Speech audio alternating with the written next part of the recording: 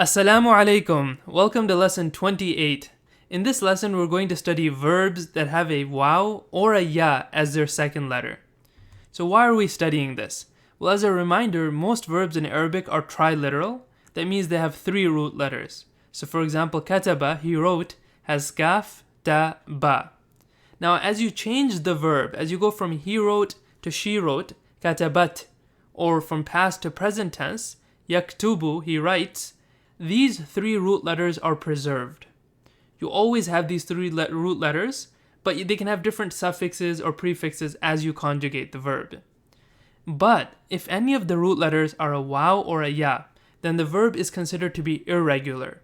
And these letters, waw and ya, are considered weak letters because they can actually change or be removed as you conjugate the verb, as you go from past tense to present tense, for example. So this isn't the first time we're looking at verbs with weak letters. In lesson 24, we looked at what happens if the first of the three root letters is weak. So for example, wajada has this waw, the first letter, as a weak letter. So that's in lesson 24 if you want to review those rules. All the way back in lesson 12, we looked at several verbs whose second letter was weak. Specifically, if the second letter was a waw with a fatha. So for example, qawala, which becomes qala in the past tense. We also looked at kana, for example. And so this is covered in lesson 12, but we're going to review it in this lesson because it's been a while. And finally, in this lesson, we're going to look at what happens if the weak letter is instead of a waw, it's a ya, so sayara, which means to travel. And then also what happens if the weak letter is a waw with a kasra or a ya with a kasra. So notice here in both of these cases, the waw and the ya have a fatha. But what happens if they have a kasra instead? For example, khawifa, which means to be afraid or to fear, which becomes khafa in the past tense.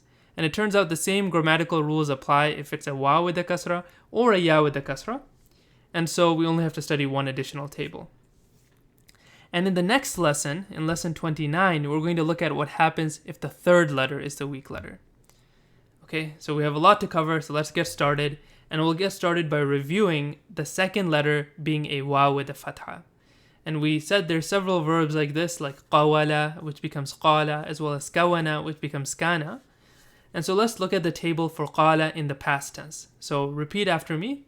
Qala, qala, qalu. قالت قالتا قلنا قلت قلتما قلتم قلتي قلتما قلتن قلت قلنا. So make sure you know that table. You can close your eyes and repeat this past tense table for qala. And then do the same thing for present tense. I'll read through it a little bit faster this time. يقول يقولان يقولون تقول تقولان يقولن تقول تقولان تقولون تقولين تقولان تقولن أقول نقول. So I want you to again pause this video, close your eyes, and practice and make sure you know this table really well. And you should also be able to recognize if you hear aqulu, that means I am saying something. If you hear taqulina, you're speaking to a woman and you're saying you are saying something, and so on. Now let's go on to what happens if the second letter is a ya instead of a waw, and it's a ya with a fatha. So we'll see several examples of this, but the two rules that you have to remember is in the past tense, the ya with a fatha changes to a long alif. Okay, it can change to a long alif, or it can disappear, leaving a kasra on the first letter. So we'll see a clear example of this. It's usually easier to just memorize the tables than to know these rules, but we'll do both. In the present tense, the ya with a fatha changes to a long ya, or it disappears, again leaving a kasra on the first letter. So let's start with the past tense. We'll take the verb sara, which means to travel. Sara, Sara, Saru. So you'll notice in these examples, the ya has changed to a long alif. Sarat, Sarata, Sirna. Notice that starting from the third person feminine plural, now the alif disappears and you're left with a sin with a kasra. Okay.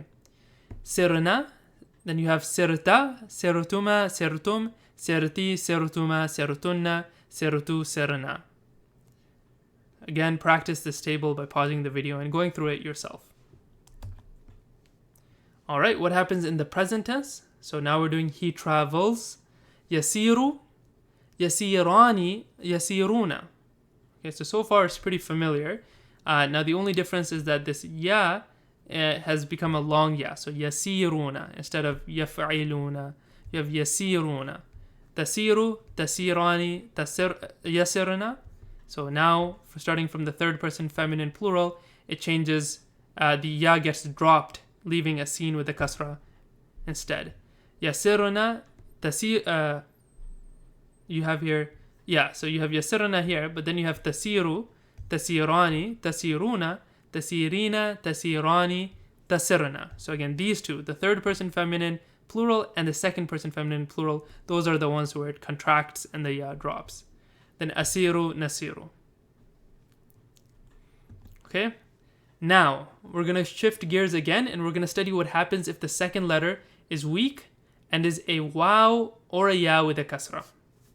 So in the past tense, it's the same thing as before, what we just saw. The middle letter changes to a long alif or it disappears, leaving a kasra on the first letter. But in the present tense, it looks a little bit different. The middle letter can change to a long alif or it can disappear, leaving a fatha on the first letter. So let's see an example of this. We're going to take khayifa, which means to fear. We have khafa, same thing like sara or qala, same as before. So let's just go through it. Khafa, khafa, khafu, khafat, khafata, khifna. So just like we had sirna, we now have khifna, and we have khifta, khiftuma, khiftum, khifti, khiftuma, khiftunna, khiftu, khifna. Again, you can pause the video and practice this table. You can also try to test yourself. If I hear khifta, what does that mean? You were afraid. Khifna, without the alif at the end, those women, they were afraid. Khifna, we were afraid. Khafu, those men were afraid. And so on. Alright, let's look at the present tense. Now here's the one that looks a little bit different. You'll notice that instead of the long ya or the long waw, instead of yaqulu or yasiru, now we actually have a long alif. Yakhafu. Yakhafu, yakhafani, yakhafuna, takhafu, takhafani, yakhafna. So even when the long alif goes away, it gets replaced by a fatha this time.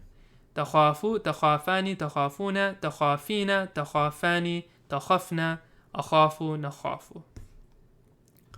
Alright, I want to give you a few vocabulary words. This course doesn't focus on vocabulary, but it helps to see what past tense and present tense looks like for some irregular verbs. So we've already seen sara, yasiru, khafa, yakhafu.